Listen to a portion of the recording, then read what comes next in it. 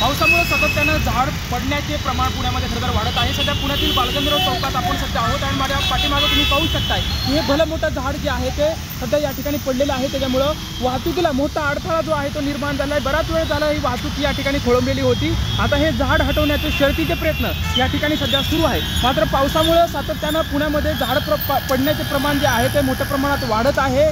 महानगरपालिकेच्या वतीने सुद्धा ज्या मोठ्या फांद्या आहेत त्या रस्त्यावरच्या ज्या धोकादायक झाडं आहेत ती तोडण्याचं काम महानगरपालिकेच्या माध्यमातून सुरू आहे। मात्र सध्या आज सकाळी पुण्यामध्ये जोरदार एक तासभरापासून पाऊस पडत होता आणि या पावसामुळे हे जे मोठं झाड आहे ते रस्त्यावरती उलमडून पडलेलं आहे। त्यामुळे मोठ्या प्रमाणात वाहतुकीला जो आहे तो अडथळा, खरं तर पुण्यातला हा मुख्य रस्ता आहे, बालगंधर्व चौकातील हा रस्ता आहे। त्यामुळे आज सकाळी कार्यालयीन वेळेची ही वेळ आहे। त्यामुळं जे दुचाकीस्वार असतील किंवा जे वाहनधारक आहेत त्यांना मोठ्या शर्तीचा सामना जो आहे ते या ठिकाणी करायला लागत आहे। आता आपण पाहू शकताय हे झाड जे हटवण्याचं काम जे आहे ते सध्या शर्तीचं सुरू झालेलं आपल्याला दिसत आहे। लक्ष्मण जाधव, टीजन मराठी, पुणे।